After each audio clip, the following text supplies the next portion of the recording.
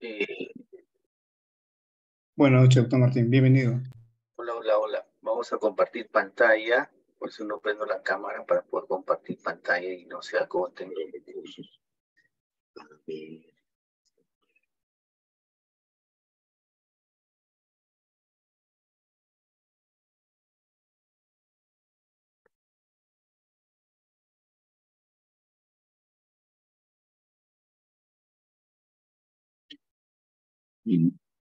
Bien, vamos a desarrollar este caso. Este caso lo vimos en la última sesión, pero explotamos el caso desde la óptica procesal.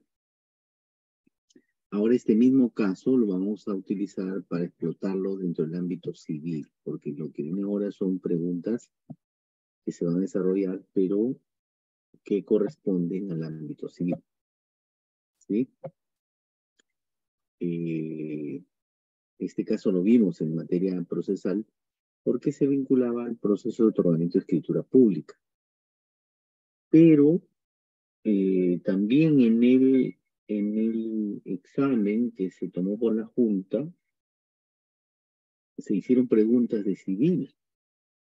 En este caso en concreto, lo que se preguntaba es, por un lado, si con esta transferencia se obtuvo el derecho de propiedad, y además si se trataba de un contrato válido o nulo.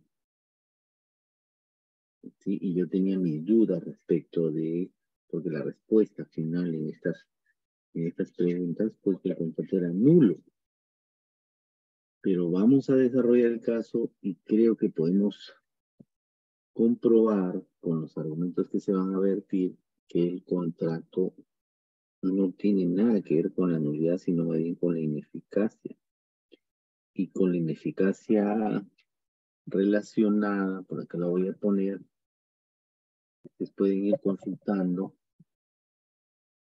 con el artículo 161 del Código Civil. ¿Sí? Veamos entonces, a ver, ¿qué tenemos por aquí? Tenemos una compra-venta. ¿Quién es el vendedor? La constructora de las casas. Ese es el vendedor. ¿Quiénes son los compradores? Hay 10 personas que compraron un inmueble.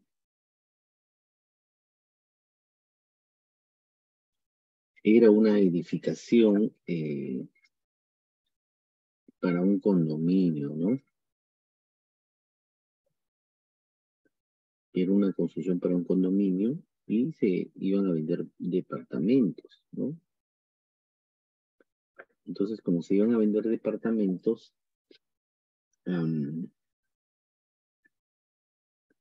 alguien tendría que firmar por empresa. Entonces, ¿qué pasó acá en la transferencia de la propiedad de estos inmuebles? Que, según el caso, la constructora de las casas transfirió el inmueble o los 10 inmuebles. No precisa quién es, pero dice, sin embargo, uno de sus empleados dio en venta, vamos a poner esto así, dio en venta 10 departamentos, confabulado con el supervisor, ¿no?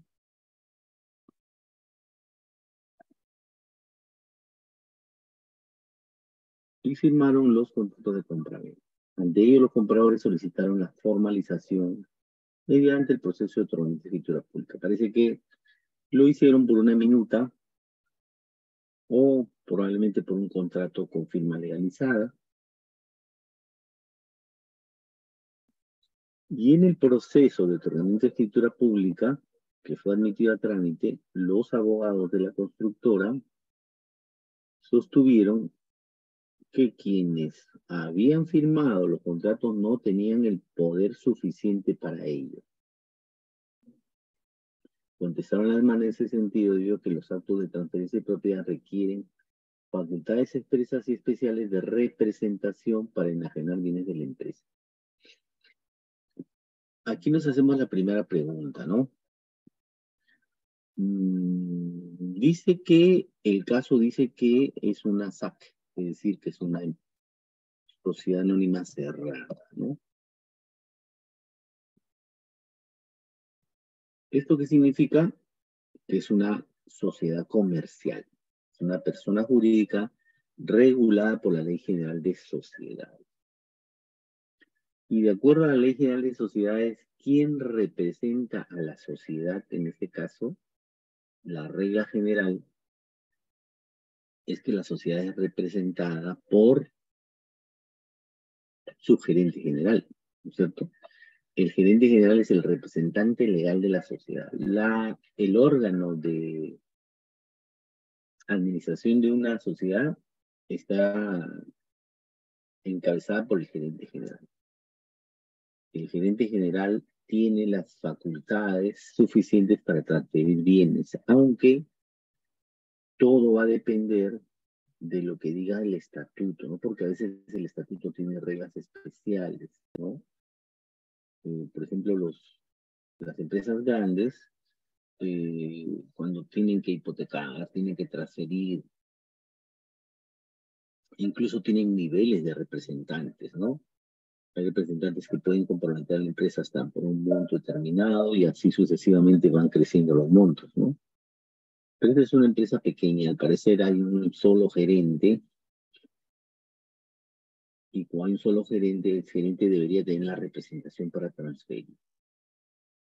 A veces las juntas generales de accionistas de estas empresas eh, hacen toma de acuerdos en las que le dan facultades más específicas aún de las que ya tiene un gerente general, a partir de la cual le autorizan, digamos, si esta fuera una empresa constructora, el gerente general no solo representa ante las autoridades administrativas, judiciales, ante terceros, ante cualquiera a la empresa, sino que además tiene facultades ya establecidas en el estatuto que son más concretas, como por ejemplo que se hubiera hecho un acuerdo en el que le dan atribuciones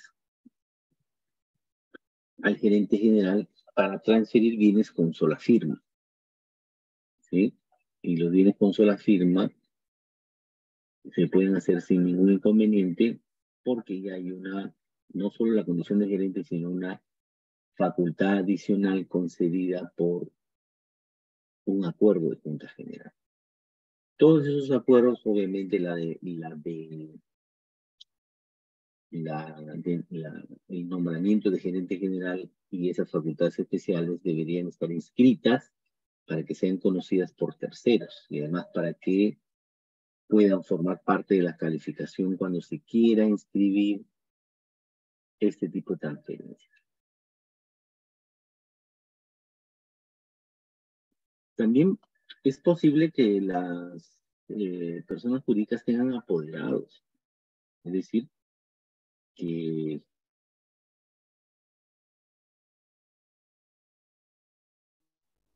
que hayan personas que sean diferentes al gerente, que tengan facultades concretas y especiales, como por ejemplo para transferir bienes inmuebles. A veces, cuando las empresas no confían en su gerente, establecen en sus estatutos o hay acuerdos especiales en los que se señala que la transferencia de los bienes de propiedad de la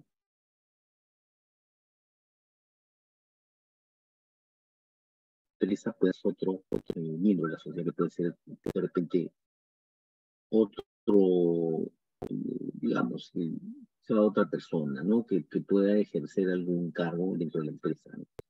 Si tiene directorio, de repente con el presidente del directorio, ¿no? Es una sociedad anónima cerrada, no tiene directorio, de repente con el gerente de finanzas, si tuviera gerente de finanzas, o cualquier otro gerente de recursos humanos, qué sé yo, ¿no?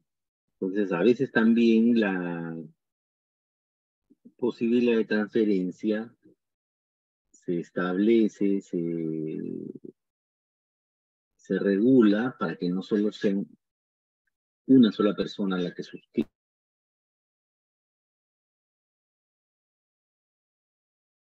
activa, sino que sea común.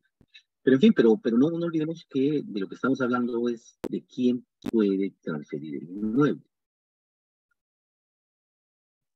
¿Sí? Entonces, si estamos hablando de quién puede transferir el inmueble y se trata de una persona jurídica, fundamentalmente debería ser el gerente general con facultades vigentes y registradas en el registro correspondiente, en el registro de personas jurídicas, ¿no?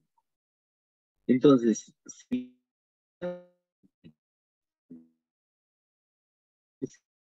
ello, significa que podía tener la posibilidad de ejercitar esa actividad, pero que le faltaba alguna facultad concreta. Digamos que se trata de Juan Pérez, que representa a la sociedad en asuntos arbitrales, en asuntos judiciales, ante las autoridades administrativas. Eso puede ser un apoderado, ¿no? Pero no tiene poder para transferir, porque el poder para transferir se necesita que sea un poder especial, en el que hayan las facultades para disposición de bienes de la empresa. Y además que esté inscrito, porque los poderes procesales no necesitan de inscripción, ¿verdad? Entonces, por ahí va el tema. ¿Qué pasa si,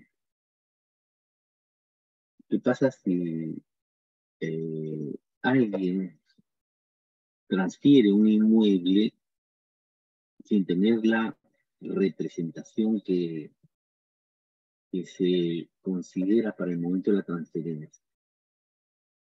¿En qué situación nos encontramos? Ahí es donde viene la pregunta, ¿no? Porque por acá, en el caso también se dice que los actos de transferencia de propiedad requerían facultades expresas y especiales de representación para enajenar bienes de la empresa.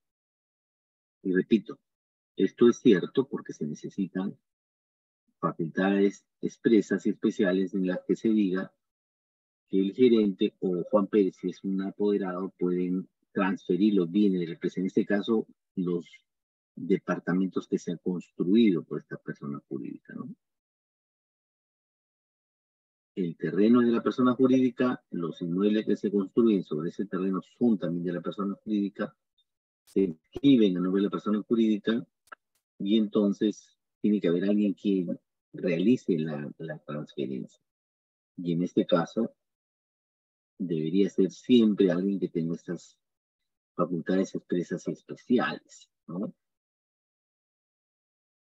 Repito, el gerente general puede, si está alguna restricción en el estatuto o en la ley, puede disponer de los bienes de la empresa. Acá no se habla del gerente, acá se habla de un empleado. Pero no se habla de un empleado que no tenga ninguna representación de la empresa, sino que dice que no tenía poder suficiente. Es decir, tenía poder, pero probablemente para otras cosas, no para transferir. Y es por eso que puntualiza en el caso de que cuando contestaron la demanda dijeron, sí, pues se necesita poder especial, amplio y general, le dicen muchos, ¿no? Con facultades expresas para transferir bienes inmuebles. Esto no ha ocurrido, ¿no? Entonces, la pregunta que nos hacemos acá es si nos encontramos en este caso frente a un supuesto relacionado a la nulidad o a la ineficacia. ¿Sí? Repito, o es un supuesto de ineficacia o es un supuesto de nulidad. Yo creo que si leemos el 161, a ver, voy a ubicarlo para compartirlo, ¿sí? Vamos a ubicarlo por acá.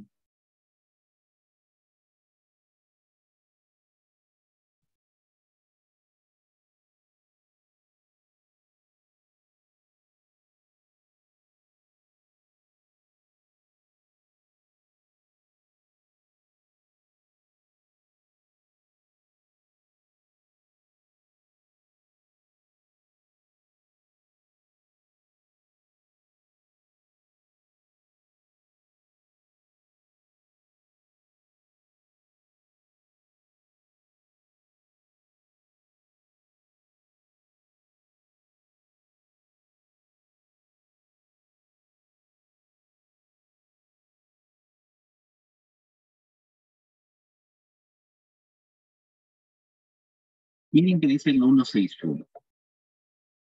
Ineficacia del acto jurídico por el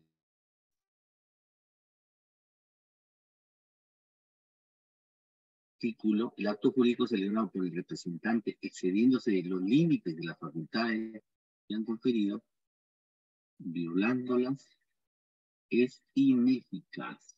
Fíjense, voy a subrayar esto. Es ineficaz con relación al representado, sin perjuicio de las responsabilidades que resulten frente a estos y a terceros. ¿Qué nos está diciendo el código acá? El 161. Fíjense que el 161, si ustedes se dan cuenta, está en la parte de representación. ¿Sí? Título 3 del libro segundo sobre el acto jurídico, que habla de la representación. Y dentro de 161 se habla de la ineficacia del acto jurídico por exceso de facultades. Esto es lo que la doctrina se conoce como falso procurador, ¿no? ¿Qué nos dice el Código Civil por acá? Lo vamos a poner. Cuando hablamos de poder especial, el poder especial comprende los actos para los cuales se ha conferido. Para actos de disposición, dice, para disponer la propiedad del representado o gravar sus bienes, se requiere que el encargo conste de forma indubitable y por escritura pública bajo sanción de nulidad.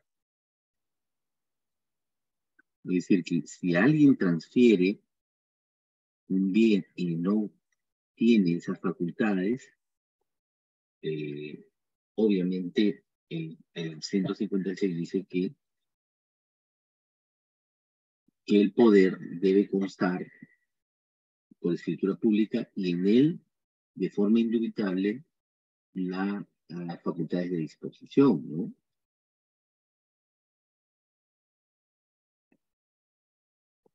Entonces, si yo le doy un encargo a una persona, a ese encargo consta un poder, este debe ser por escritura pública y debe tener de forma indubitable la facultad de disponer bienes. A veces de disponer un bien en concreto, ¿no?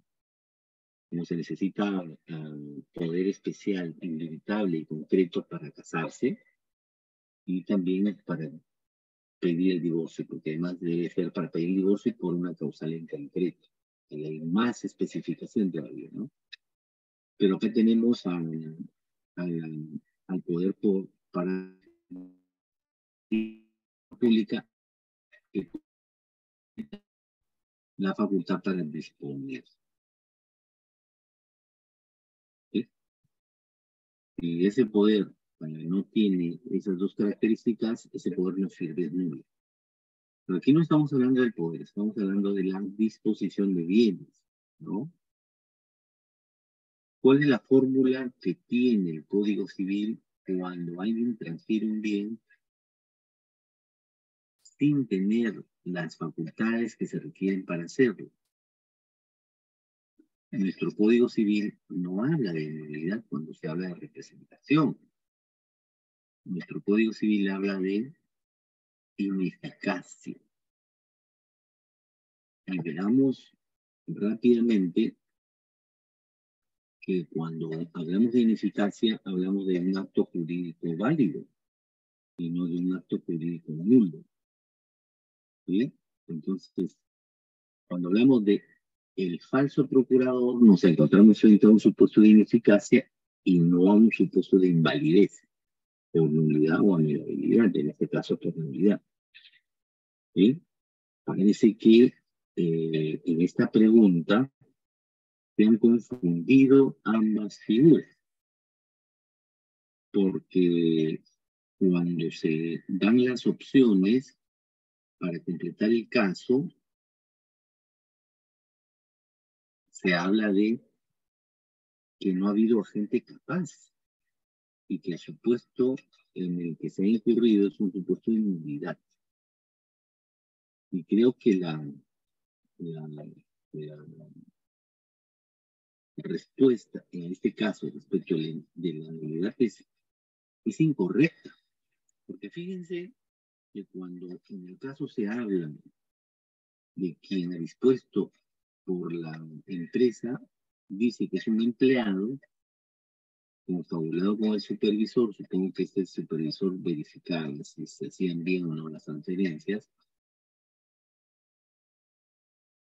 pero que ese empleado no tenía poder suficiente para él, ¿sí? Y que además necesitaba de facultades expresas especiales de representación. ¿Eso qué significa? Que esa persona, alegando tener representación de la empresa constructora,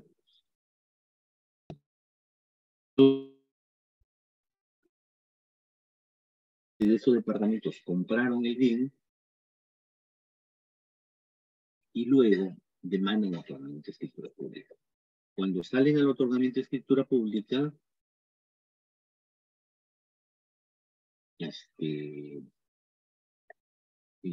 demandado dice, un momentito, aparentemente lo que piden ellos es que se declare que hay un supuesto de nulidad manifiesta, de acuerdo al pleno jurisdiccional sobre la nulidad manifiesta que se refiere el Código Civil, en el artículo 230, si no me equivoco. ¿Sí? Porque la idea es que con este pleno casatorio civil sobre otorgamiento de escritura pública, también en el desalojo por ocupante precario, la Corte Suprema ha dicho que sí es posible discutir la validez de los actos jurídicos en los procesos de otorgamiento de escritura pública, igual la validez de los procesos en los procesos de desalojo por ocupante precario. ¿Sí? Pero también, si ustedes leen el pleno jurisdiccional civil, también se señala que es posible que sea un análisis de ineficacia del acto, ¿sí?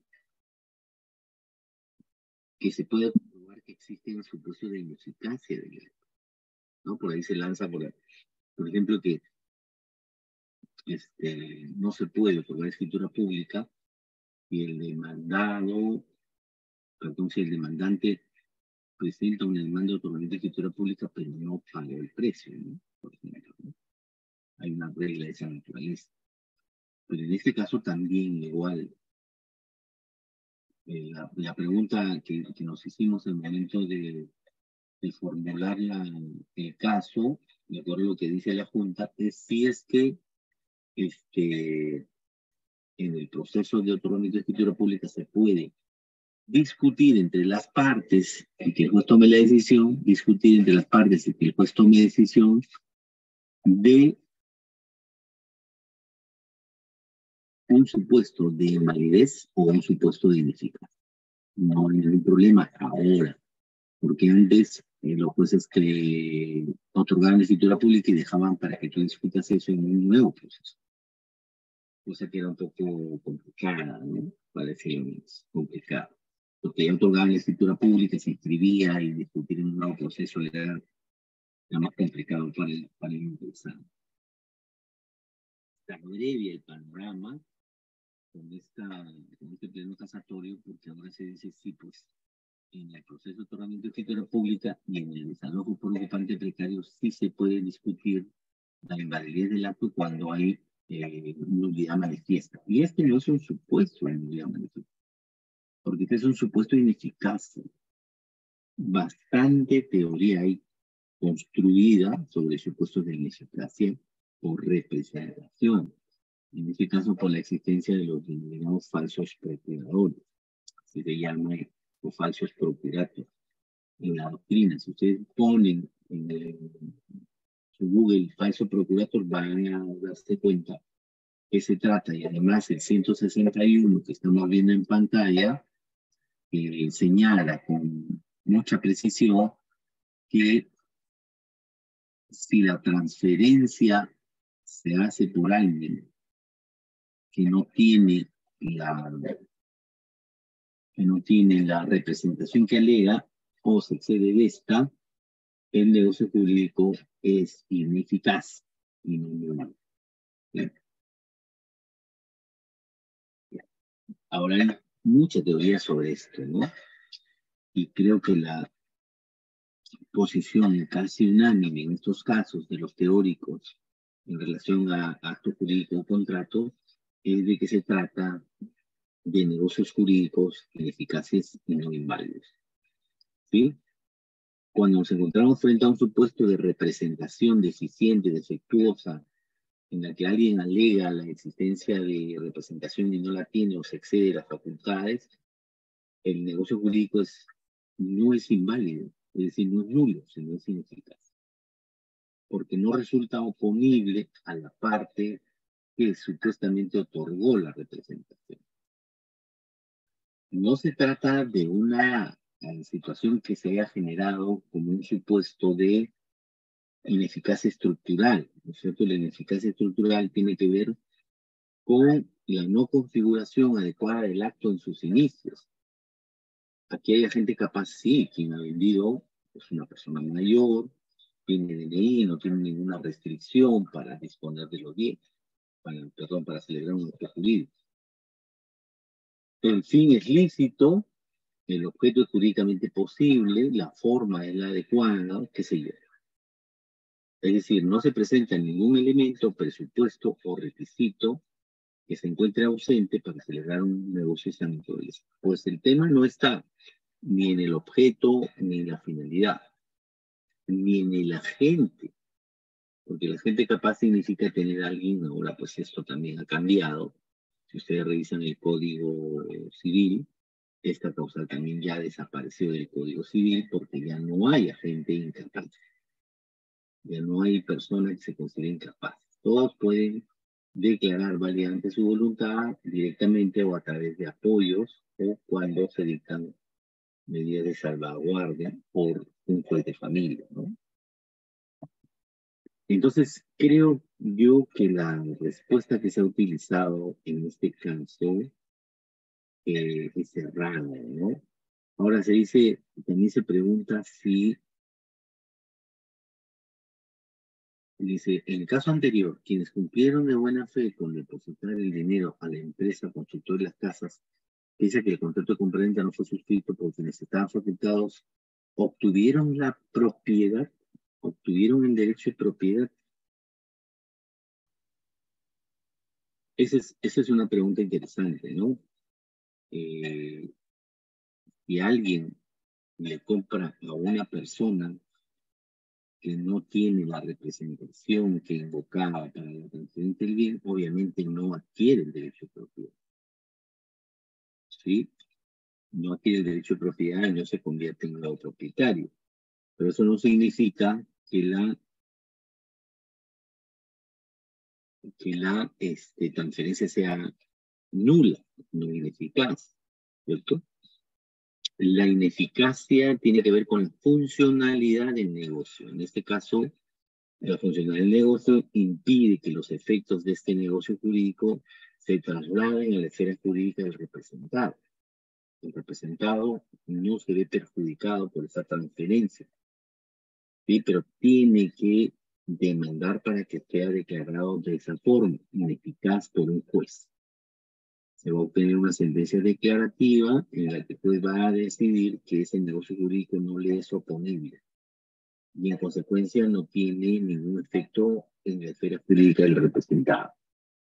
Es probablemente un negocio jurídico válido entre quienes lo celebraron, ¿sí? Pero es ineficaz en relación a quien la parte que transfirió supuestamente representa, ¿no? Entonces, por ahí, creo que no sé si la pregunta estuvo mal estructurada o las premisas que se lanzaron en el caso fueron las adecuadas, ¿no? Porque te termina diciendo que es un negocio jurídico nulo por falta de gente capaz. Y creo que no tiene nada que ver la gente capaz, ¿no? la gente capaz, la gente capaz está referido a la, bueno, estaba referido a la capacidad civil, es decir, a una persona que podía celebrar válidamente actos jurídicos. Y obviamente los que pueden celebrar válidamente actos jurídicos este día también son las personas que son mayores de edad, ¿no? Incluso ahora se habla de capacidad restringida y capacidad plena, ¿no? Capacidad plena y capacidad restringida, ya no se habla de incapacidad. Pero en fin, y no se olviden, y debería compartir también,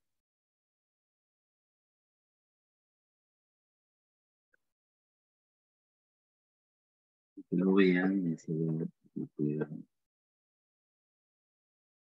tener más información sobre esto.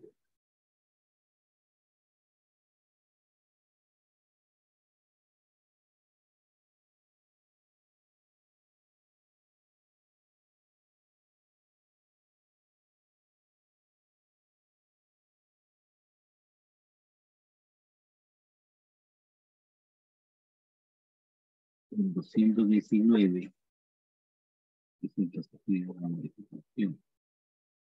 219.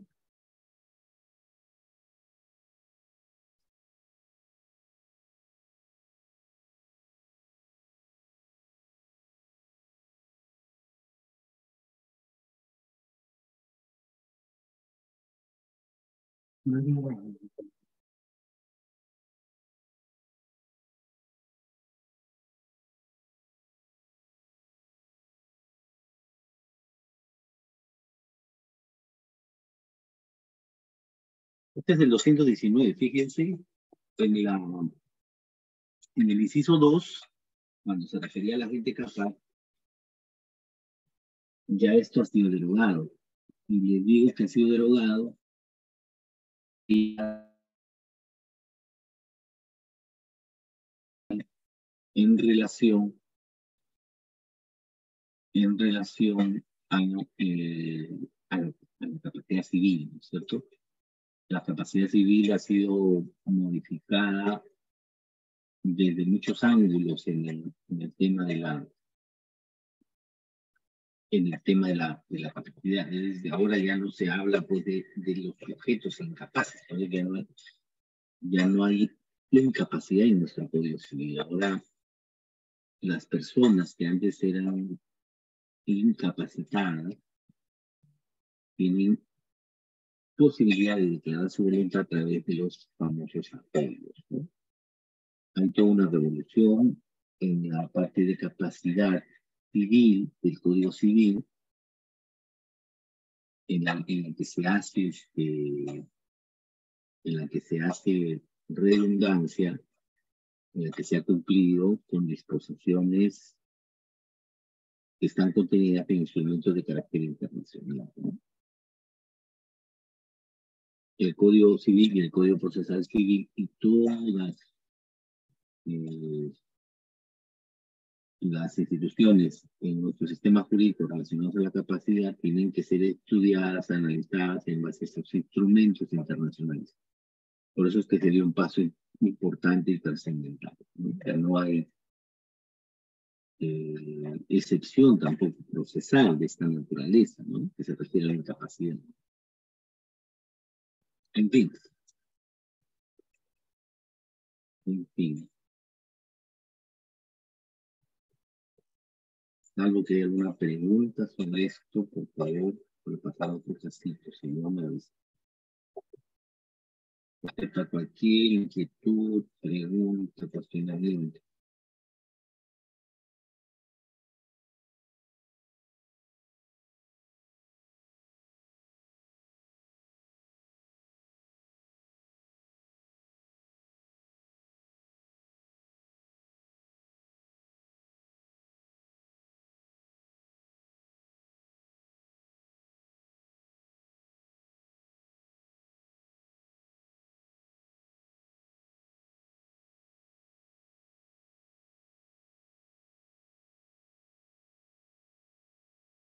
Veamos otro caso entonces, ¿ya?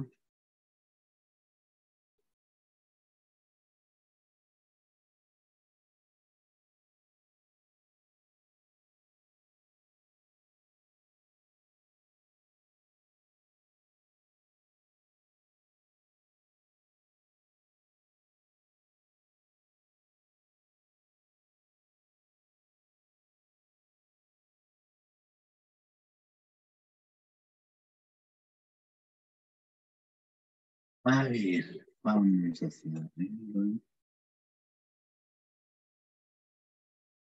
Veamos este caso 2, ¿eh?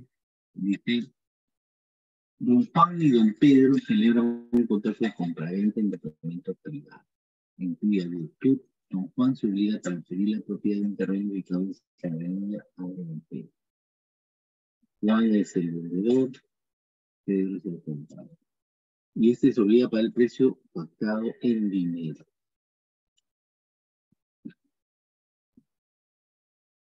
El contrato se convierte en minuta, se eleva a escritura pública y se escribe en el registro de predios de Lima.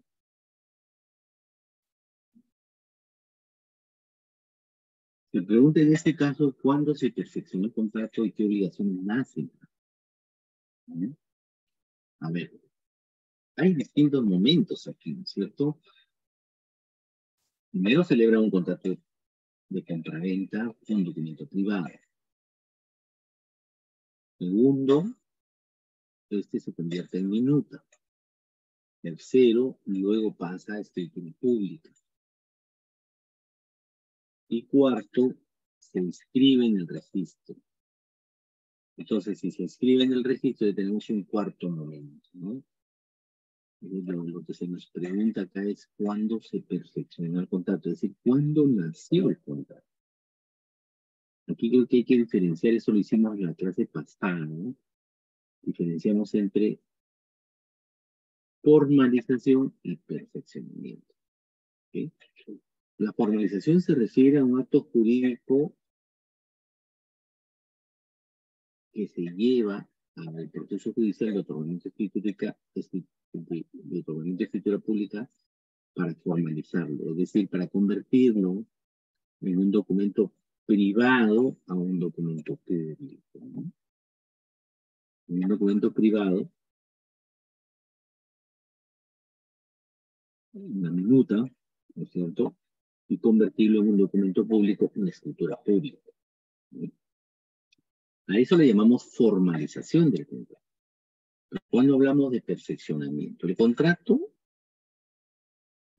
tiene su nacimiento en el siguiente momento. Cuando se fusiona el Código Civil, dice esto, la doctrina también sigue lo que dice nuestro código, o al revés. El contrato queda perfeccionado cuando la oferta y la aceptación se han fusionado y se ha generado el consentimiento. ¿Sí? ¿Esto qué significa? Que nace el contrato cuando se ha fusionado la voluntad del vendedor y la voluntad del comprador en una sola voluntad, la que da lugar al consentimiento. ¿Sí? Entonces, en nuestro sistema, las compraventas no necesitan de una formalidad especial. Pueden constar en cualquier documento, es decir, inclusive las compraventas pueden ser verbales. No se suelen hacer compraventas verbales por seguridad jurídica, porque luego no se puede probar qué se vendió y cuáles fueron los pactos, pero no obstaculiza, no impide que se celebre una compraventa de forma formal. ¿Sí? Se hacen contratos, se hacen minutas, se hacen escrituras públicas, justamente para acreditar su contenido, y otras veces se hacen para oponerlas a terceros, como por ejemplo la escritura pública o la inscripción en el registro, ¿no? Se pregunta en este caso, ¿cuándo se perfecciona el contrato? ¿Cuándo nace el contrato? El perfeccionamiento del contrato implica la existencia de un contrato válido, es decir, de un contrato que tenga todos los elementos, presupuestos y requisitos, ¿sí? Que tenga los elementos que son esenciales para su validez. ¿Estamos?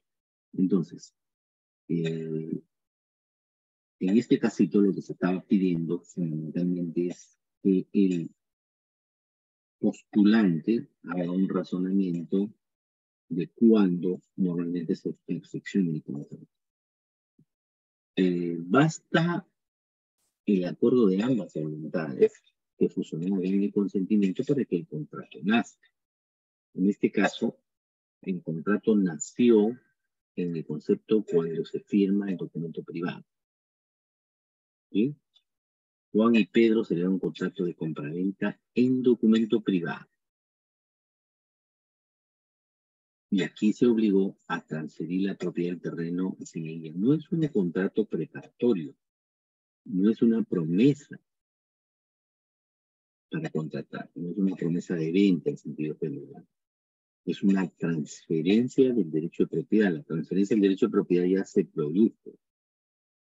¿Sí? ¿Cuáles son las obligaciones que se generan en este contrato? Este es un contrato con prestaciones recíprocas. Este es un contrato sinalagmático. Tiene prestaciones recíprocas porque ambas deben darse en un mismo momento. ¿Sí? Es un doy para que des. Es decir, yo entrego el inmueble y deberían entregarme a mí el precio. En este caso, yo puedo hacer un pacto en el que difiera la entrega del inmueble o difiera el pago del precio. ¿Es viable en una situación de esta naturaleza? Sí. Eso no hace que el contrato pierda la condición de recíproco, que no pierda la característica de reciprocidad. La reciprocidad implica la interdependencia, la interrelación entre las prestaciones. Si hay esa interdependencia, la interrelación entre las prestaciones, estamos frente a un contrato con prestaciones recíprocas. ¿Sí? Y los contratos con prestaciones recíprocas se perfeccionan con la voluntad de las partes. ¿Dónde está declarada, manifestada la voluntad de las partes? En el contrato. Entonces, si el contrato se firma por ambas partes, en ese momento nace el contrato, se perfecciona. ¿Qué obligaciones se generan para las partes? En este caso, la obligación de entregar el inmueble, la obligación de pagar el precio. Pero también hay otras obligaciones que podrían ser pactadas por las partes, como por ejemplo la entrega de llaves, la entrega de planos, la independización del inmueble, algún aspecto que falte sanear o formalizar. Es decir, pueden haber un montón de pactos que nacen como obligaciones del acuerdo de las partes, pero hay obligaciones que antes se mencionaban como obligaciones naturales del contrato, ¿no? Ya no se estudia en el negocio jurídico desde esa óptica, pero me voy a referir a esto en el siguiente sentido, ¿no? Las obligaciones de saneamiento antes se estudiaban como obligaciones naturales. ¿Vamos? ¿Qué obligaciones de saneamiento nacen para el vendedor? ¿Cierto? Las obligaciones que nacen para el vendedor son las de saneamiento. Por la más importante, por vicios ocultos. ¿Cierto? Si alguien transfiere un inmueble y a los 6 meses se le está cayendo a pedazos, ese inmueble se ha transferido, se ha vendido con vicios ocultos que no pudieron verse en el momento en que se compró, ¿no? O el saneamiento por evicción, es decir, cuando alguien compra un inmueble y a la semana siguiente otra persona se lo está quitando. ¿Sí? Entonces, ese es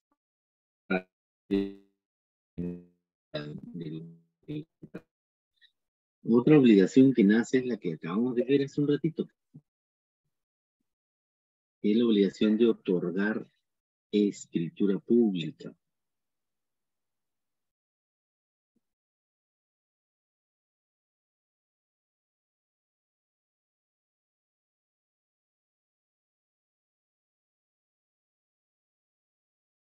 Entonces, la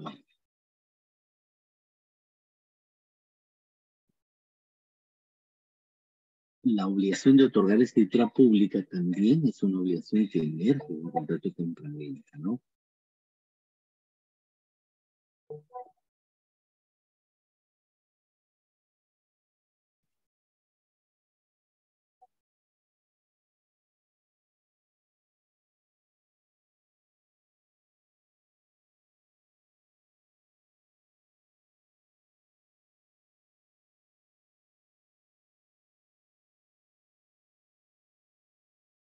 Entonces, fíjense, este casito nos ayuda a diferenciar, a establecer, primero que se trata de un contrato de prestaciones recíprocas, ¿no? Es un contrato sinalagmático, también o conmutativo, se le puede llamar también así, ¿no? Y las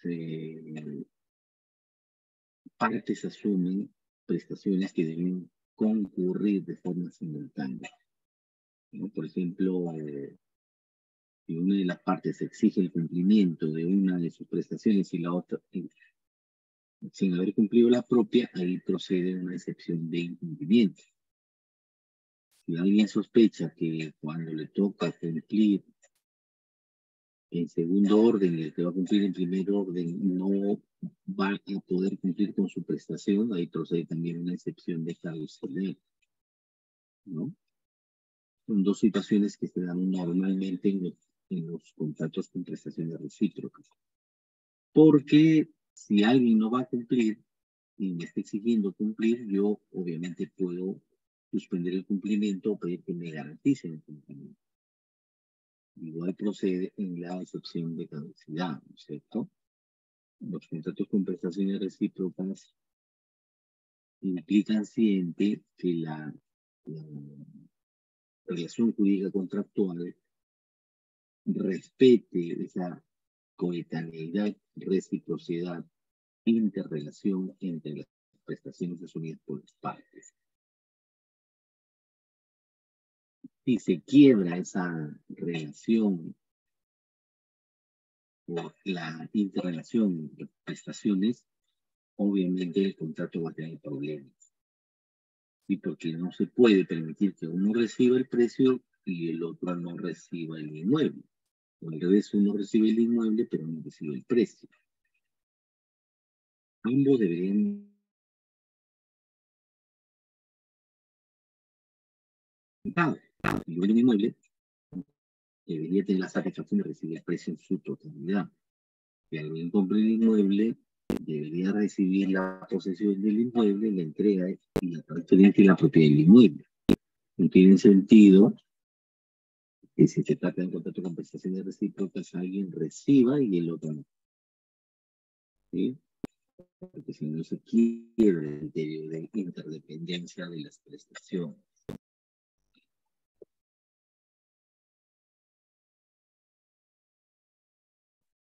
Me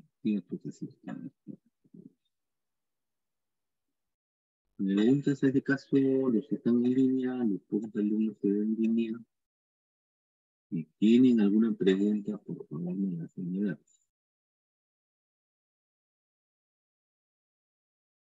En este caso también se podría explotar también el tema del contrato privado simple y del contrato con fecha cierta, ¿no?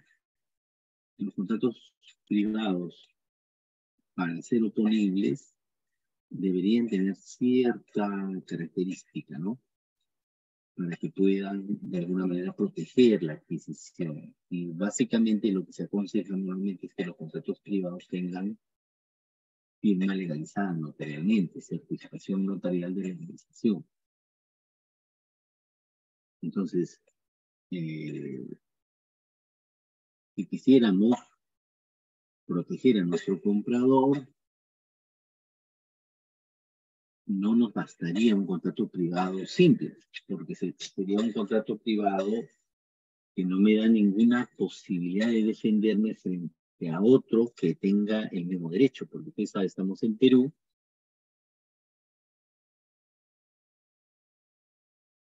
¿Sí?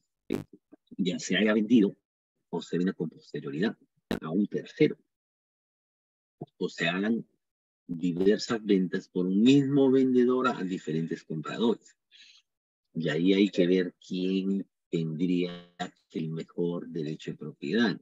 Y para esos casos, un contrato privado con fecha cierta sería el documento más idóneo con el que debería contar el que compró, ¿no? Claro, en este caso se habla de contrato privado, luego pasamos a minuta, la minuta de ingresar a un notario también, según la jurisprudencia, ya tiene fecha cierta. La escritura pública es un documento público por la participación del notario, y siendo un documento público vale más que un contrato privado. Tiene un peso mayor, un peso específico mayor a cualquier otro documento por la intervención del notario, porque las partes se identifican frente al notario y suscriben el documento frente al notario, ¿no? Y más aún cuando ese contrato ingresa y se inscribe en el registro público, ¿no? Si ese contrato ingresa y se inscribe en el registro público, desde la óptica del costo-beneficio, se podría decir que la propiedad de quien lo adquirió estaría con un plus en relación a aquellos que no escribieron el derecho de propiedad. Es decir, yo accedo al registro no para sanear el inmueble, porque la inscripción de un inmueble no sanea los defectos de nulidad o anulabilidad que pueda tener el negocio jurídico. Simplemente sirven para darle publicidad. Y luego se descubren que este acto jurídico inscrito tiene defectos de nulidad, se puede demandar.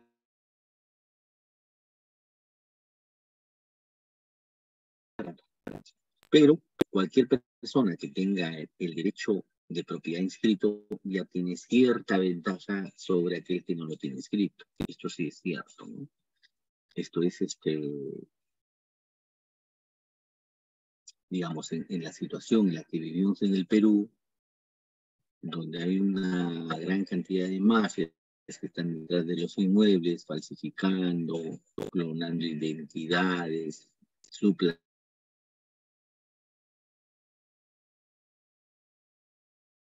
etcétera. Tú a partir de esa inscripción, por ejemplo, puedes hipotecar. El que no tiene escrito el derecho no puede hipotecar, ¿no? No tienes registro, pero sí puedes transferir, pero quien te lo compra te va a exigir que primero inscribas tu derecho y luego se lo transfieras, ¿no? Es decir, hay una serie de circunstancias ahí que deben tomarse en cuenta.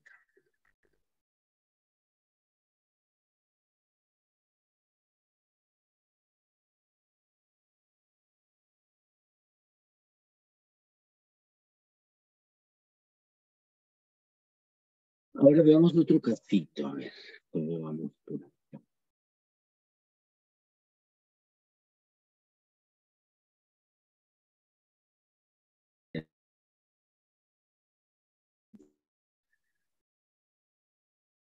Del 2010, don Porfirio decide donar una donación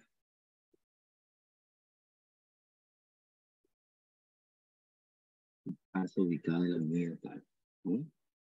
Le dice que transfiere Porfirio. Y le da a su hijo mayor Arturo, a través de un documento privado con firmas legalizadas notarialmente. El que hablábamos, ¿no? Firmas legalizadas notarialmente. En virtud del acto señalado,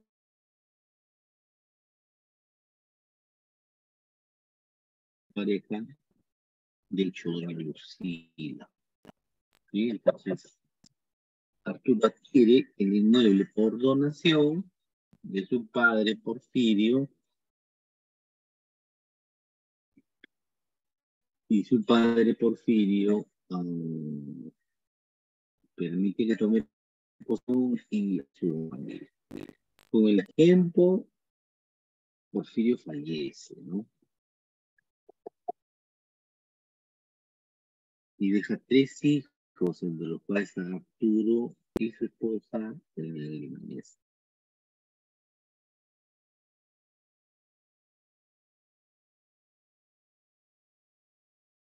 Sí, se abre la sucesión. Por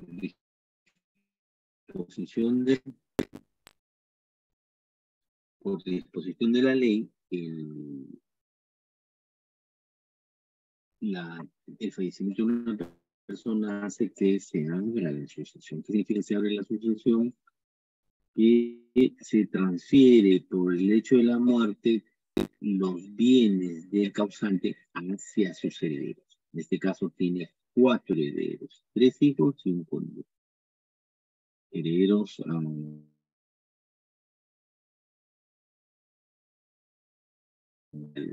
vínculo consanguíneo y uno con vínculo de afinidad que es la esposa. Dice, al hacer el inventario de los bienes que constituyen la herencia de don Porfirio, no se incluyó la casa de la doña Gloria. Hay varias cosas, ¿no? Primero analicemos si la donación en este caso es válida. Creo que esa es la parte más fácil, ¿no? Esta es la parte más fácil. Vamos a buscar el artículo para que no queden dudas.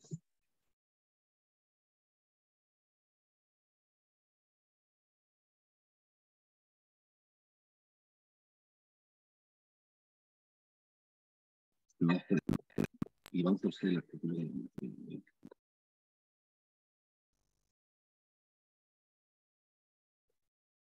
Compartirlo.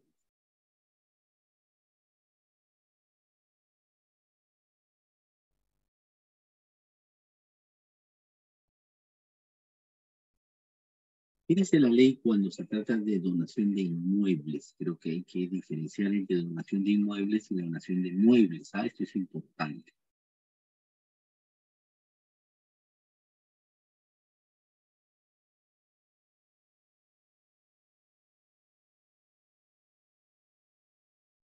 La donación de inmuebles obliga a transferir gratuitamente al notario la propiedad de alguien. Necesitamos compartir de compartir.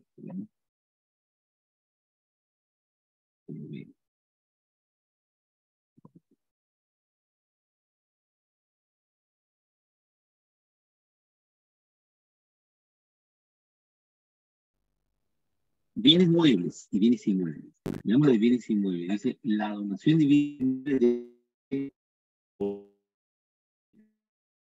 indicación individual del inmueble o inmueble donado, de su valor real y de las cargas que deba satisfacer al donatorio bajo sanción de nulidad.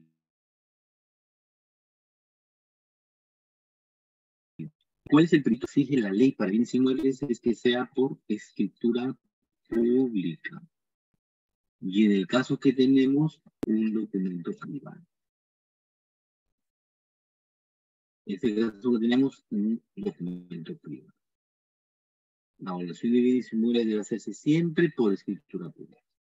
Y además se debe señalar en la donación cuál es el precio, perdón, cuál es el valor del inmueble. No es un precio, es el valor del inmueble. Es una especie de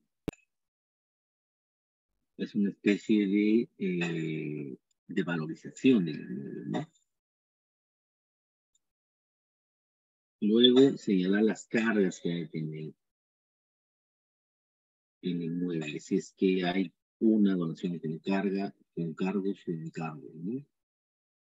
Si es que no hay, simplemente no se ponen. Es una donación simple, ¿no? Y lo que dice el Código Civil, lo más importante es que es bajo sanción de nulidad. ¿Estamos? Es bajo sanción de nulidad. Y si es bajo sanción de nulidad, lo que debe cumplirse siempre es estos 3 elementos. Primero, escritura pública, individualización del inmueble, el valor del inmueble y las cargas, si es que hubieran cargas, que debe asumir el donatario, ¿no? Por ejemplo, yo transfiero un inmueble en donación a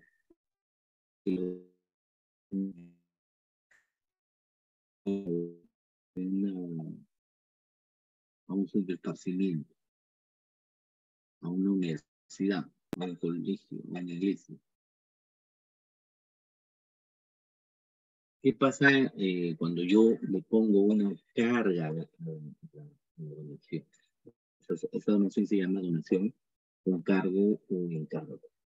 El donatario debería cumplir la última voluntad del donante y darle el uso por el cual yo se lo doné. No se lo doné por bonita cara que tiene el donatario, sino para que él, haciendo las gestiones necesarias, lo pueda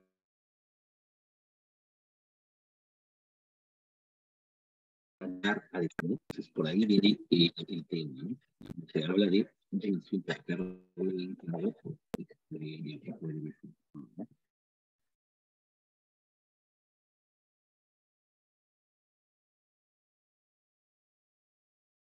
y ahora,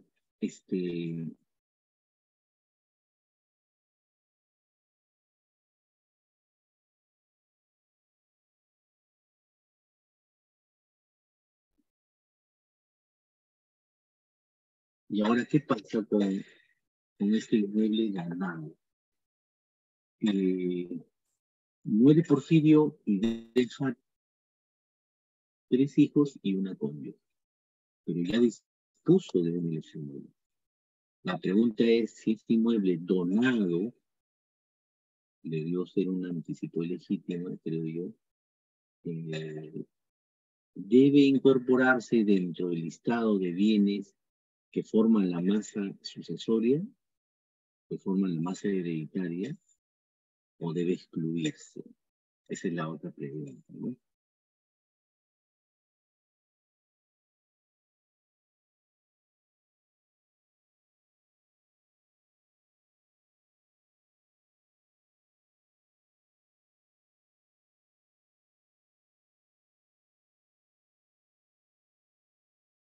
¿Cuál es la regla que se debe seguir ahí ¿Cuál es la regla que se debe seguir cuando la donación se hace a una persona que forma parte de la familia, es decir, en el sentido más cercano, ¿no? Cuando se le hace la donación a los hijos, que es lo que comúnmente llamamos anticipo ilegítimo o anticipo de herencia, ¿no? ¿Cuál es cuál es el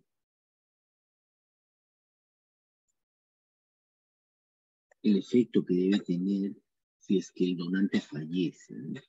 Ese inmueble queda excluido de los bienes que se van a repartir todos los sucesores o debe incluirse. La regla es que debe incluirse, ¿sí?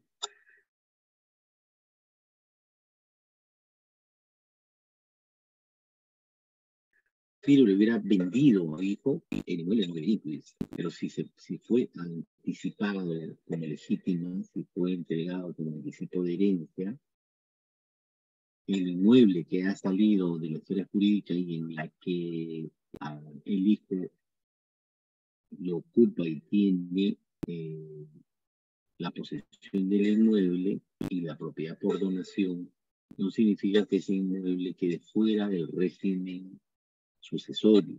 Ese inmueble debería retornar a la masa hereditaria y hacerse la repartición en partes iguales, en la proporción en la que la ley señala que debe hacerse.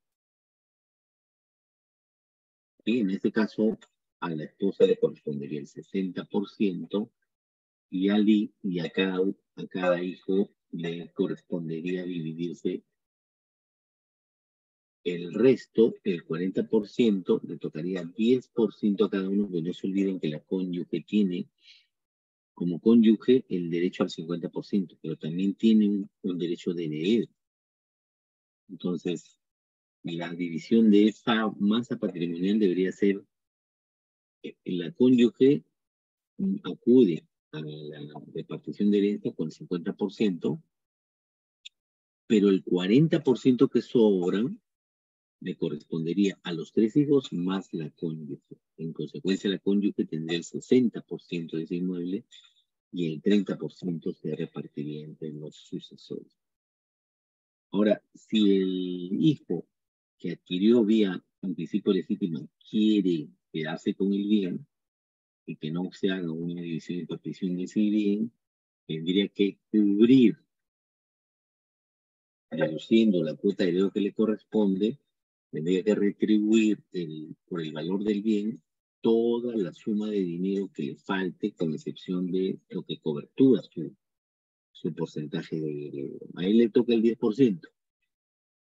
Y si fuera un solo inmueble, repartimos el 100%. Tendría que reembolsar el 90% para que esto sea distribuido entre el cónyuge y los otros 2 herederos. O sea, al final, él tendría solo titularidad sobre ese inmueble en razón del 10%. ¿Sí? Entonces, la pregunta por aquí está enfocada a si qué bienes ingresan a la sucesión. El inmueble donado y otros inmuebles que hubieran, o hay que excluir ese inmueble. Eso sí, ese inmueble donado al hijo no puede excluirse, tendría que retornar. Y ahí se habla de la famosa colación. Cuando se hace en anticipo de legítimo, se habla de la famosa colación. Con colación o sin colación. Pero en general, cuando se hace una situación de esta naturaleza, el bien tiene que retornar a la masa hereditaria, forma parte de los bienes que se van a distribuir entre todos los herederos, ¿sí? Pero si el que ha recibido vía donación quiere quedarse con el inmueble, tendría que retribuir y poner en la mesa el valor del inmueble con exclusión de su cuota heredera. Por eso es que estos anticipos de legitima tienen esos bemoles, ¿no? Porque cuando alguien lo recibe como anticipo legítimo del padre, cree que ya se convirtió en propietario del bien y ya no tiene la posibilidad de retornarlo a la posesión, ¿no? Las reglas del Código Civil en materia sucesoria señalan, por el contrario, que ese bien debería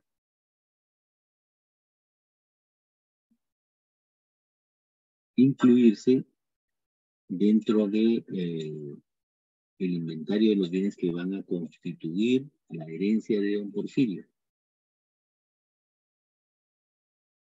Porque aquí se hizo mal en excluirlo, ¿no? En el caso de que no se incluyó la casa de la Reina Bolívar, que es la que fue donada, ¿no? Por aquí veamos a ver qué dice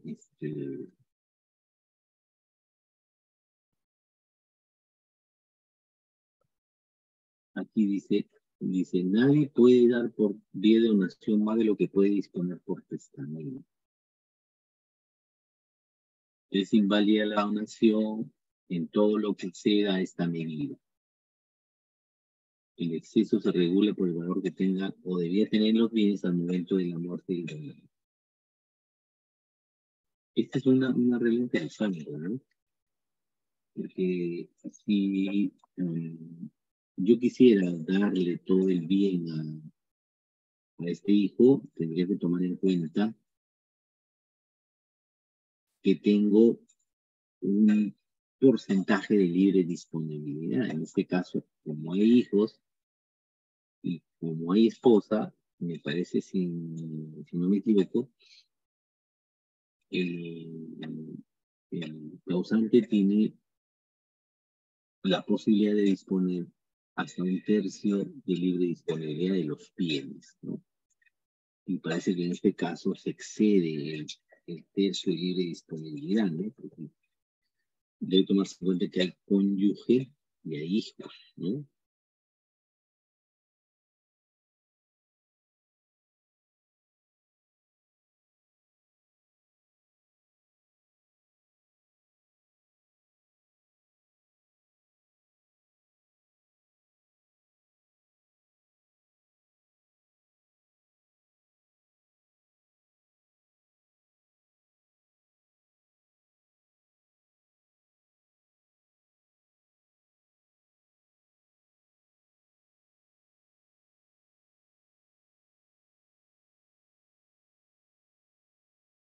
A ver, veamos ahora la trucación.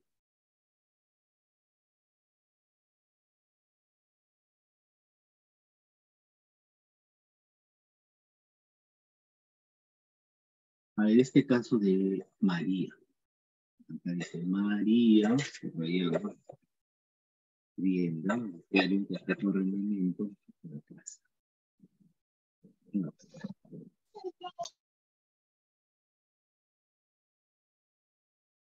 Y conviene expresamente que el contrato de arrendamiento quedará perfeccionado cuando sea elevado a escritura pública. Es otra forma de perfeccionamiento, miren. La regla general es que los contratos se perfeccionan con el solo consentimiento.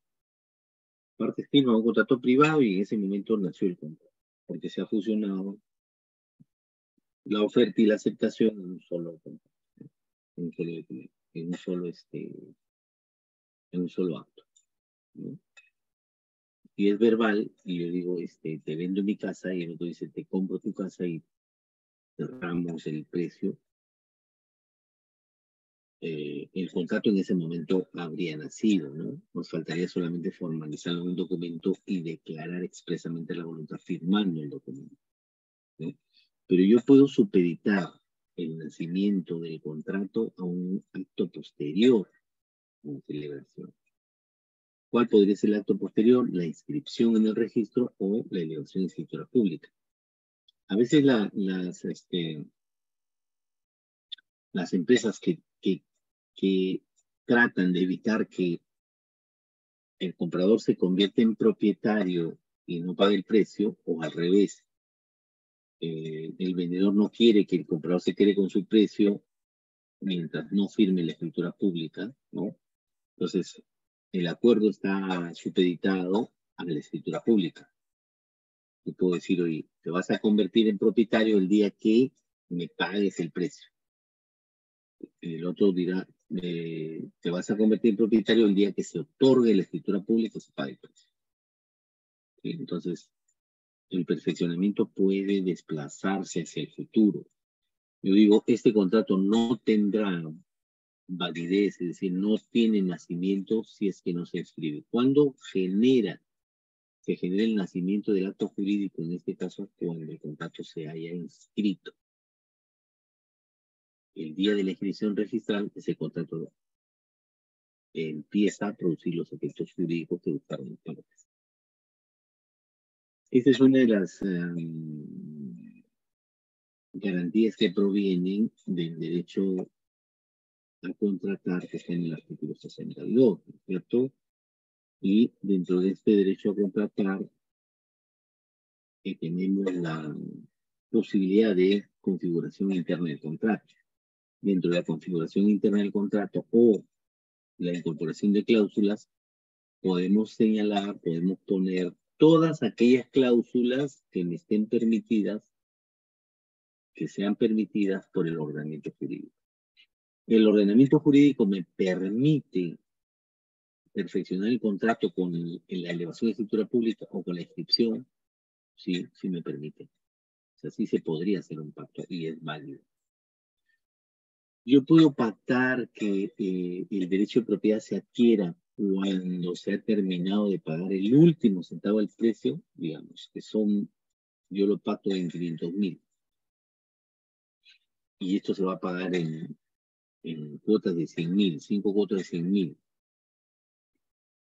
Y se pone una cláusula que el comprador se convertirá en propietario solo cuando pague la última cuota. Ese pacto también es válido, pero estamos ahí, como hemos dicho, estamos difiriendo, estamos haciendo una situación distinta a la normal, porque la normal es que el contrato nace con el solo consentimiento. Acá hay algo más, se va más allá del simple consentimiento, se va a una forma concreta con la que se obtiene el nacimiento del acto. En este caso, las partes pactaron que el nacimiento se debe dar con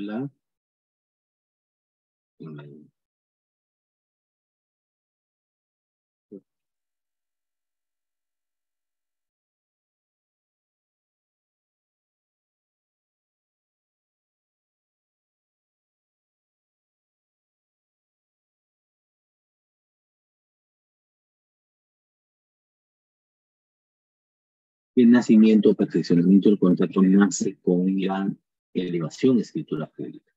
Entonces, fíjense, vamos a ver esto. Dice, María arrienda a casa a Juan una casa. Y conviene expresamente que el contrato de arrendamiento queda perfeccionado. Se le va a decir. Entonces, será el 28 del 2007. En dicho momento, María entregará las llaves de la casa. Obviamente, si no ha nacido el contrato, porque no se le va a escritura pública, María, que es la arrendadora, no le puede entregar la posesión, ¿no? Y en ese acto de entrega de llaves, Juana pagará la renta el primer mes. Ese es un acuerdo. O sea, la renta el primer mes es pago adelantado. Es lo que normalmente se estima, ¿no? O como la garantía, que se paga un mes adelante. En la fecha acordada, Juana no se hizo presente en la notaría. Y es Juana es la arrendataria, ¿cierto? María es la arrendadora, es la que va a ceder la posesión del inmueble, y Juana es la arrendataria, es la que va a gozar de la posesión del inmueble, con el pago de una renta. El contrato de arrendamiento también tiene prestaciones recíprocas. Uno entrega la posesión y goce de la posesión, y el otro paga una renta, ¿sí? Al revés, yo pago la renta para gozar de la posesión. Yo entrego la posesión para gozar de la renta, ¿sí? Esos son contratos con prestaciones recíprocas. ¿Qué pasa si cuando no se presenta en la notaría?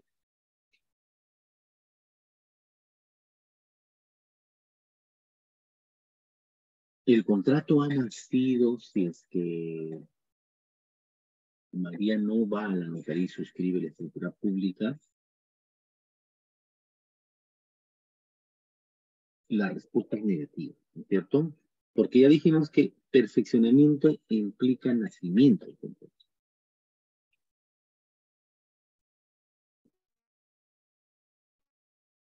Y si la arrendataria no concurrió a la, si la arrendataria no concurrió a la notaría, eso significa que no firmó la escritura pública. Todo se quedó en minuta, ¿sí? Y las partes supeditaron.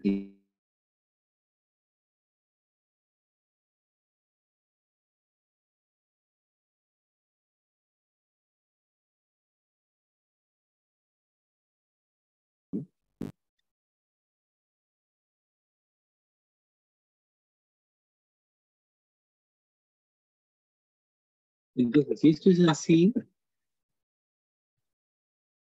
en este caso se hicieron más o menos las siguientes preguntas, ¿no? Se preguntaba qué podía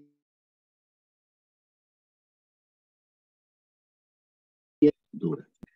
¿Podía mandar indemnización? ¿Podía demandar otorgamiento de escritura pública?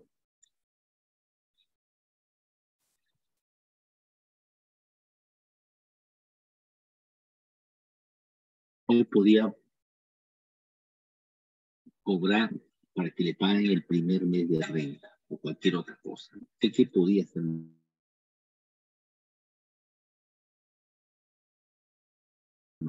Obviamente eh, nos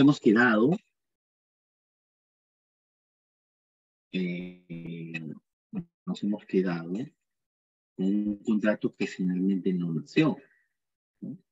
Hemos hecho tratativas, hemos hecho negociaciones, hemos establecido acuerdos, pero que estaban supeditados a la elevación de escritura pública.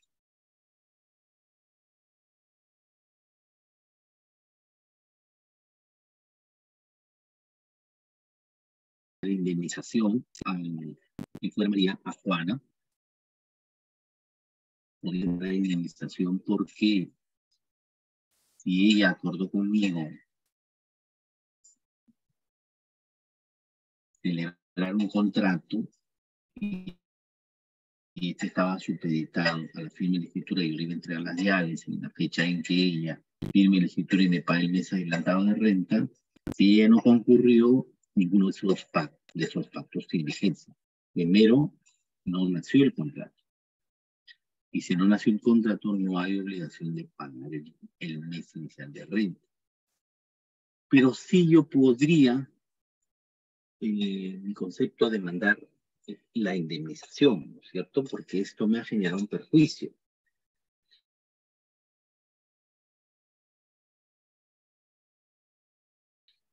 Debía estar produciendo dinero, es decir, debía estar dándome ciertos réditos si yo lo hubiera alquilado a otra persona. Pero esto no se produjo.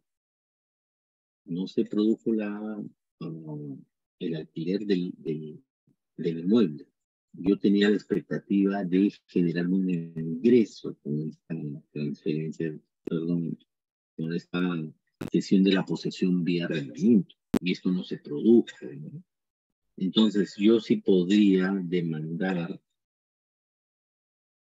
daño emergente y también podría acumular el lucro cesante, lo que dejé de percibir, ¿no? Habrá que ver si la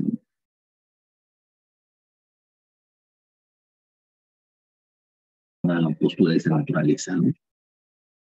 Y decir que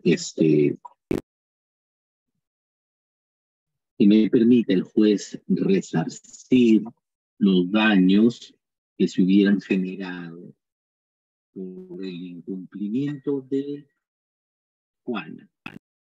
¿Cuál fue el momento en que Juana incumplió con lo pactado cuando no fue a la notaría?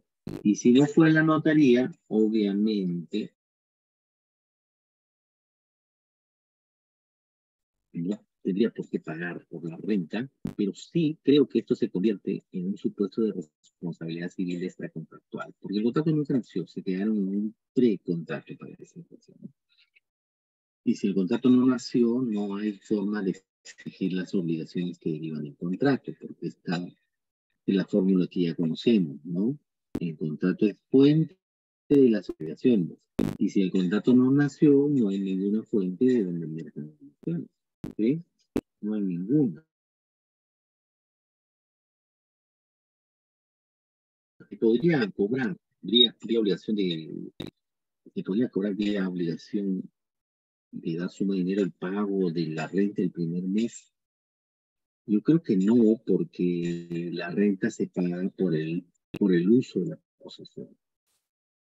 Este concepto lo podríamos enmascarar, disfrazar, encubrir con el supuesto de lucro cesante. Lo que yo habría dejado de percibir, no sé, a ver, el contrato era por 6 meses.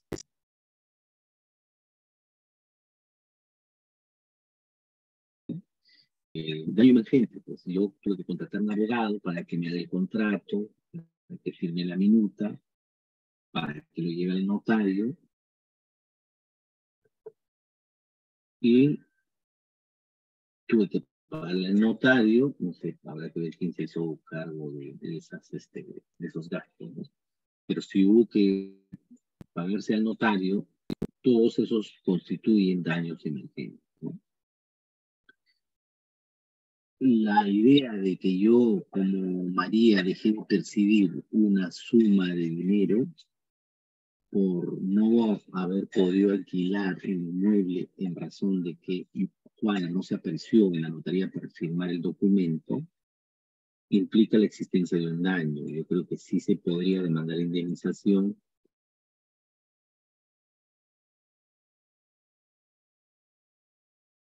pero el pago del renta. Repito, porque solo es viable, esta regla de distribución laboral también solo es viable si es que se hizo uso del inmueble. No se hizo uso del inmueble, entonces yo no tengo por qué pagar por concepto de renta. Ahora, se podría demandar otorgamiento de escritura pública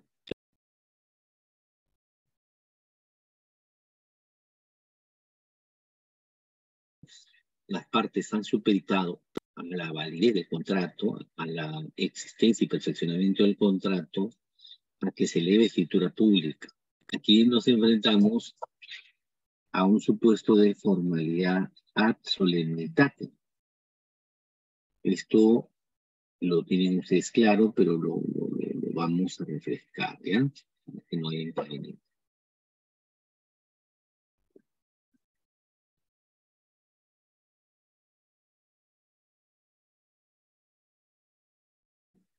Si la ley no establece una forma concreta para su validez. Cuando el legislador señala que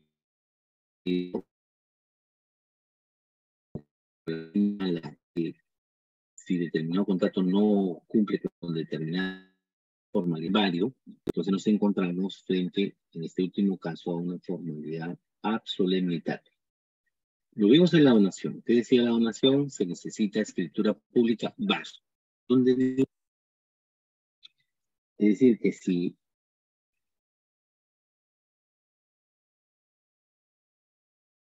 si la ley me dice que para que el contrato de donación surte efectos jurídicos debe estar por escritura pública, si es que no consta por escritura pública, lo siento, no va a producir ningún tipo de efecto jurídico. Ninguno. Y si no surge ningún tipo de efecto jurídico, es un contrato inválido, ¿no es cierto? En este caso, la invalidez estaría sustentada en que no se cumplió con la formalidad. Pero esa es una formalidad solemnitante señalada por la ley. Pueden haber formalidades solemnes dispuestas por las partes. ¿Sí? Si yo digo que el contrato va a perfeccionarse cuando se lee escritura pública, lo que le estoy imponiendo al negocio jurídico es una formalidad ad solemnitate o formalidad solemne. ¿Qué significa? Que si el contrato no se eleva a escritura pública, no va a tener validez para las partes. No sirve como contrato de donación, en este caso de arrendamiento, ¿no? Entonces aquí tenemos una forma solemne. ¿Y por qué no es viable el otorgamiento de escritura pública? Fundamentalmente por la regla del pleno. Hay una regla en el pleno de otorgamiento de escritura pública que dice que no se puede compeler a la otra parte del otorgamiento de escritura pública cuando ésta está sustentada en una formalidad solemne. Es decir, cuando la solemnidad pactada por las partes genera el nacimiento del contrato. Ergo, puede ser otorgamiento de escritura, perdón, el contrato nace solo cuando se otorga la escritura pública o tiene validez cuando se otorga la escritura pública, que es el caso de la donación, es el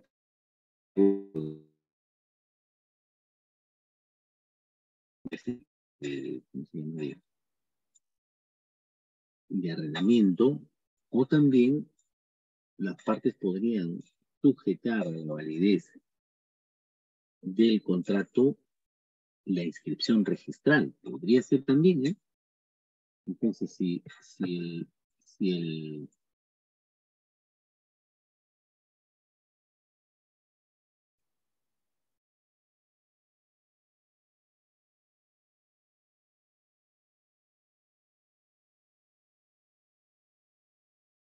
no sé si ustedes saben que las partes pueden pactar también como forma solemne que el contrato se perfeccione, es decir, que nazca solo cuando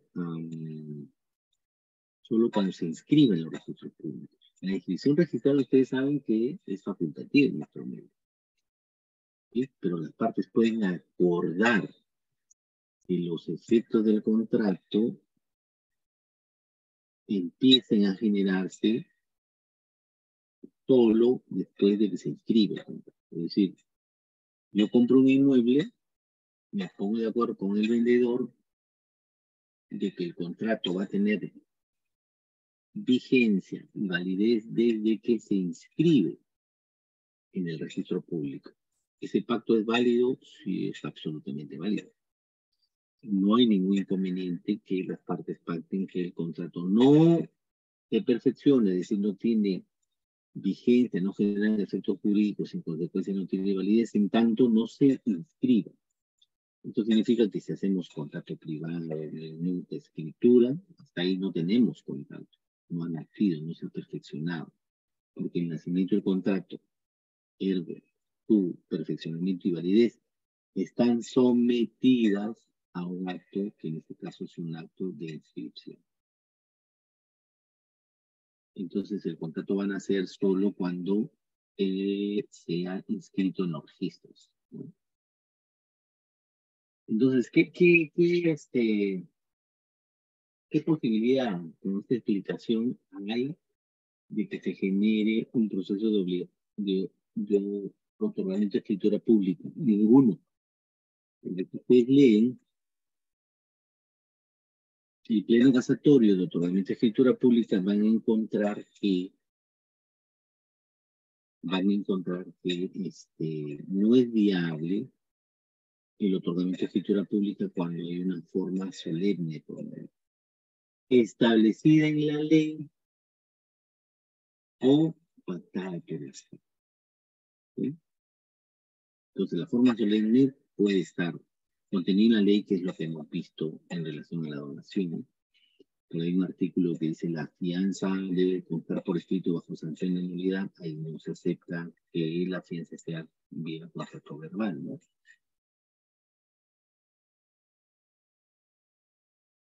En cuanto a la formalidad probatoria, ¿no? La formalidad probatoria es una formalidad que no supedita o no está vinculada o no se relaciona con los efectos del negocio. La forma probatoria no es un supuesto que sirve para determinar la validez o invalidez del negocio, ¿sí? Como su nombre mismo lo indica, la forma probatoria sirve para probar, ¿no es cierto? Es decir, a ver, ¿cómo va la cosa?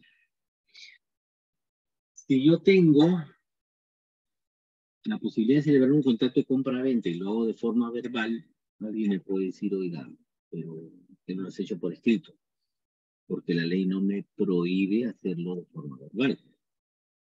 ¿Estamos? Pero si quisiera probar cuáles fueron las cláusulas, cuál fue el precio, cuál fue la individualización del inmueble, si se pactó el pago del precio en cuotas, etcétera, lo que tendría que hacer es que todos esos acuerdos aparezcan en un documento. Entonces yo ya tengo una forma como probar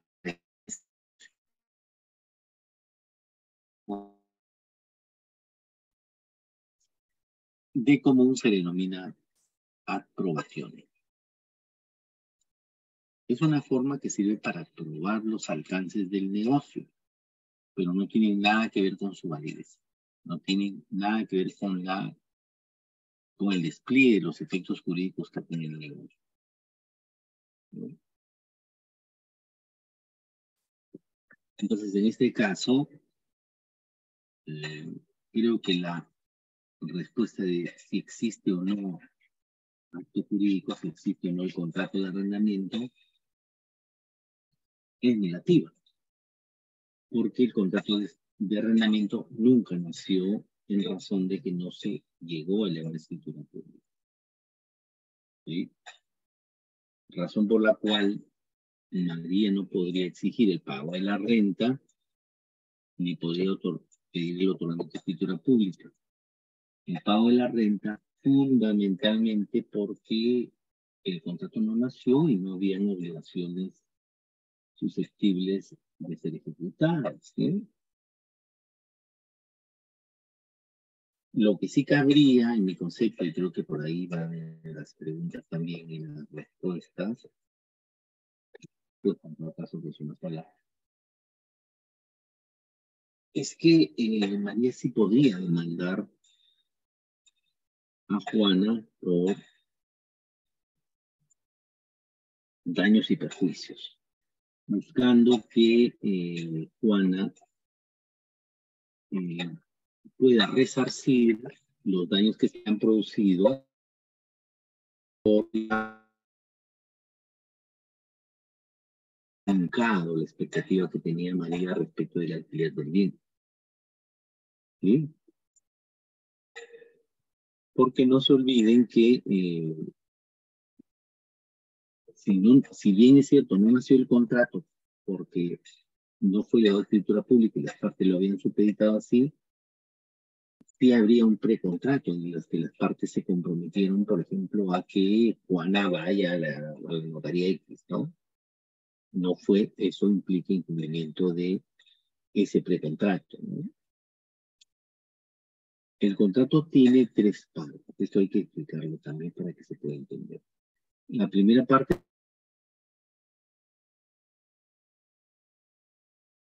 los preliminares, digamos que es la parte del enamoramiento, si podríamos decirlo, ¿no?